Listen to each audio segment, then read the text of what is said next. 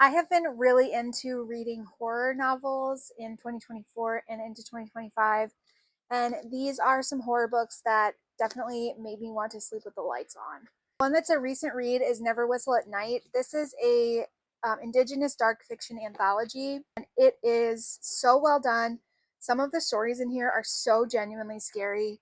The depictions of the creatures, monsters, I don't know what you would call them, that some of them are very human like, but they have that very uncanny valley quality to them, and that freaks me out. It freaks me out so much. This one definitely had me like, okay, I need to have a nightlight on, or if I heard a bump in the night, I was like, what is that? Because this one's really good. Two that I don't have physical copies of is Stolen Tongues. This one, I believe I listened to the audio maybe, or did a tandem read on my Kindle with the audio. And this one is like a story where a couple is stranded in the woods and there's a monster outside. It was really scary. I think the audio definitely helped because there's some creaks and stuff it depicts that legitimately had me feeling claustrophobic and like scared of the dark. The other one that I don't have a physical copy of is William. This is a really short sci-fi story, but it's definitely like more horror coded than sci-fi, and it's about an AI robot that is almost holding their owners captive.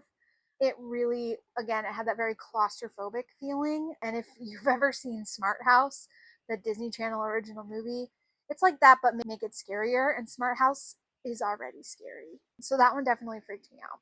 The first Riley Sager book that I ever read, I read this years and years ago when I was like getting into reading horror.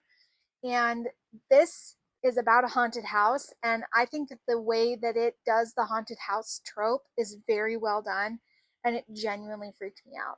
I always grew up like watching Supernatural, and this really feels like an episode of Supernatural. And are there are episodes of Supernatural that gave me nightmares for years, and legitimately like made me afraid to be at my house alone with the lights off. So this has similar vibes. Come Closer is another one that it's not necessarily going to make me scared of the dark, jump scare kind of thing, but it almost makes me want to look over my shoulder and be like really paranoid. Am I being followed? We're following a woman as she is becoming possessed by a demon, and like we're in her head and her POV, and it's very creepy. Diavola is a little bit more of a light-hearted one, but this is definitely a haunted house story, and this was very creepy. It's again a claustrophobic feeling that really gets me with horror.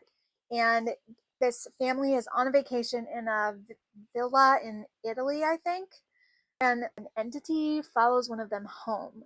So it definitely had me a little bit creeped out about hearing bumps in the night, and it has that claustrophobic something is watching vibes. And then lastly, We Used to Live Here.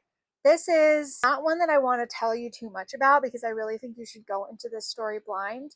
It's genuinely very scary and it genuinely freaked me out. And if I were to be home alone and the lights would be off down a hallway, even still, I'm genuinely going to be freaked out and like to have the lights on in the hallway because of this book.